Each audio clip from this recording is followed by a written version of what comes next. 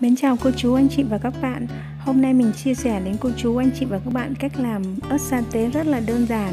Với cách làm của mình, chúng ta sẽ không cần dùng đến màu của hạt điều. Ớt sa tế sẽ có hương vị cay nhẹ, mùi rất là thơm, phù hợp dùng trong các món ăn như bún bò, hủ tiếu và chấm những món ăn hải sản khác. Các bạn có thể thấy chén ớt sa tế của mình rất là đẹp. Mặc dù không cần dùng đến dầu điều, rất là thơm các bạn ạ. Các bạn thử làm nhé. Mình chắc chắn một điều là các bạn sẽ rất là thích hương vị món sa tế làm theo cách của mình. Bây giờ mình mời cô chú, anh chị và các bạn cùng làm món ớt sa tế với mình nhé. Đây là sả mình trồng ở ban công, mình trồng bằng chậu đó các bạn. Rất là tươi tốt và cây sả rất là lớn.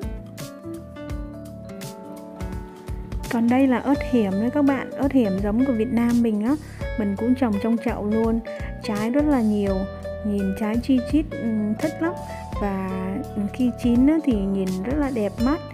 Hôm nay thì mình hái một ít để mình làm món ớt sa tế chuẩn hương vị Việt Nam mình.